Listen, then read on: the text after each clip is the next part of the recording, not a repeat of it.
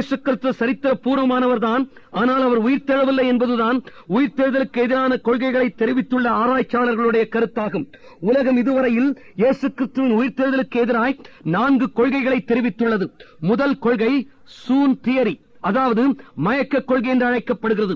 இயேசு கிறிஸ்து சிலுவையில் அறையப்பட்டது உண்மையே, ஆனால் அவர் சிலுவையில் மரிக்கவில்லை. அவர் மயக்கமான நிலைமையில் சிலுவையிலிருந்து இறக்கப்பட்டார். அவருடைய சிநேகிதரால் கல்லறையில் வைக்கப்பட்டார். கல்லறையில் மயக்கம் தெளிந்து அவர் வெளியே வந்தார், எல்லாருக்கும் காணப்பட்டார் என்பதே இந்த மயக்க கொள்கையாகும். இந்த மயக்க கொள்கை கிபி 18ஆம் நூற்றாண்டுக்கு பிறகுதான் உருவானது.